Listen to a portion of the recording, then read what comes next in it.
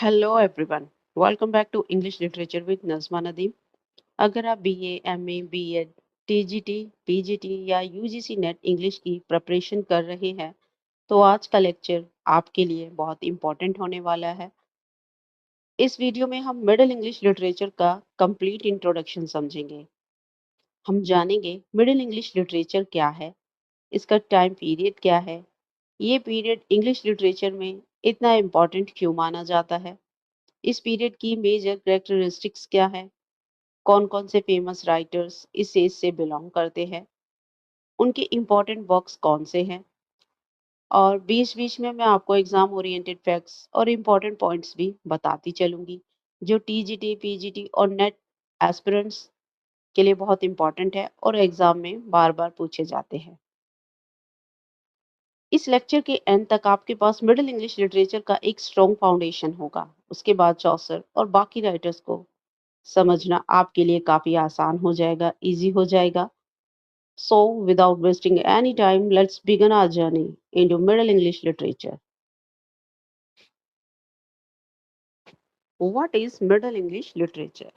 Middle English literature refers to the literature written in England between 1066 and 1500. It began with Norman conquest and ended before the Renaissance period. सबसे पहले ये समझते हैं कि English literature क्या है। Simple words में अगर समझें, 1066 से 1500 के बीच इंग्लैंड में जो भी लिटरेचर लिखा गया उसे मिडिल इंग्लिश लिटरेचर कहा जाता है। ये पीरियड नॉर्मन कन्क्वेस्ट से स्टार्ट होता है, शुरू होता है और रेनेसा पीरियड के आने से पहले खत्म हो जाता है। एग्जाम के लिए टिप्स। इस पीरियड की डेट्स 1066 से 1500 बहुत ही फ्रिक्वेंटली यानी कि अक्सर एग्जाम में पूछी जाती हैं, तो इन्हें याद रखिएगा। Move to the next. Why is this period important? Importance. Transition from Old English to Modern English, growth of English as a literary language, rise of great writers. अब सवाल आता है, ये पीरियड इतना ज़्यादा इम्पोर्टेंट क्यों माना जाता है? क्योंकि इसी पीरियड में इंग्लिश लैंग्वेज धीरे धीरे डेवलप हुई, आगे बढ़ी। ओल्ड इंग्लिश से मॉडर्न इंग्लिश की जर्नी का सबसे इम्पोर्टेंट ब्रिज यानी कि पुल मिडिल इंग्लिश को ही माना जाता है, मिडिल इंग्लिश ही है। इसी पीरियड में इंग्लिश के एक स्ट्रॉन्ग लिटरेरी लैंग्वेज भी बन गई। Three languages. Languages used French, Latin, English. इस पीरियड में इंग्लैंड में एक नहीं, तीन लैंग्वेजेस यूज होती थी। फ्रेंच रूलर्स और नॉबल्स की लैंग्वेज थी, लैटिन चर्च और एजुकेशन की लैंग्वेज थी, और इंग्लिश कॉमन पीपल की भाषा थी। और ये क्वेश्चन ऑब्जेक्टिव एग्जाम में बहुत बार पूछा जाता है, बार बार ये क्वेश्चन रिपीट होता है। अब कैरेक्टरिस्टिक्स समझ लेते हैं। Simpler language, religious and secular literature, romance, allegory, dream vision, drama. Middle English literature की कुछ खास विशेषताएं, कैरेक्टरिस्टिक्स भी हैं।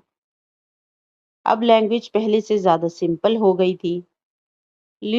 रिलीजियस लिटरेचर के साथ सेक्युलर लिटरेचर भी आगे बढ़ने लगा, डेवलप होने लगा। रोमांस, एलिगरी, ड्रीम विजन और ड्रामा जैसे फॉर्म्स बहुत पॉपुलर हुए। अब बात करते हैं इस पीरियड के इम्पोर्टेंट राइटर्स की। Major writers of this period: Geoffrey Chaucer, William Langland, John Gower, Thomas Malory. सबसे पहला नाम आता है जेफरी चॉसर का, जिनको father of English poetry, father of English literature भी कहा जाता है। इनके अलावा विलियम लैंगलैंड, जॉन गोवर और थॉमस मैलोरी भी बहुत इंपॉर्टेंट राइटर्स हैं जिस इस पीरियड के। तो ये सभी जो राइटर हैं, हम धीरे धीरे इनको कवर करेंगे। Exam tip. चौसर पर सबसे ज्यादा क्वेश्चन पूछे जाते हैं, तो मेन फोकस आप चौसर पर रखिएगा। चौसर की सीरीज भी हम चलाएंगे अलग से। अब समझते हैं इम्पोर्टेंट वर्क्स।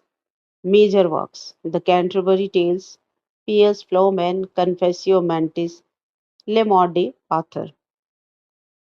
इन राइटर्स की कुछ फेमस वर्क्स भी आपको याद करनी है, इन्हें देखना है, समझना है। चौसर की द कैंटरबरी टेल्स है, लैंगलन की पियर्स फ्लोमैन, जॉन गोवर की कन्फेसियो मेंटिस और थॉमस मैलोरी की डी ले मॉर्डे आर्थर। और ये सभी एग्जाम के फेवरेट टॉपिक्स हैं, टेक्स्ट हैं। अब एक क्विक रिवीजन। रिमेंबर, 1066 टू 1500 ये टाइम पीरियड है। Norman conquest, three languages, Geoffrey Chaucer. Middle English literature का पीरियड है 1066 से 1500 और इसकी बिगिनिंग होती है नॉर्मन कंक्वेस्ट से। तीन इंपॉर्टेंट लैंग्वेजेस हैं, फ्रेंच, लैटिन और इंग्लिश। और सबसे इंपॉर्टेंट राइटर हैं मिडिल इंग्लिश लिटरेचर के जेफरी चौसर। अगर आप TGT, PGT, UGC net, BA या एमए इंग्लिश की प्रिपरेशन कर रहे हैं तो ये सीरीज आपके लिए कंप्लीट रोड मैप होगी। इसलिए इस प्लेलिस्ट का एक भी लेक्चर आप मिस मत कीजिएगा। अगर आपको वीडियो हेल्पफुल लगी हो तो लाइक करिए, अपने फ्रेंड्स के साथ ज़्यादा से ज़्यादा शेयर करिए और English literature with Najma Nadeem को सब्सक्राइब ज़रूर करिए। Remember, English literature becomes easy when concepts are clear, and that's exactly what we will do together in every lecture. So, see you in the next class.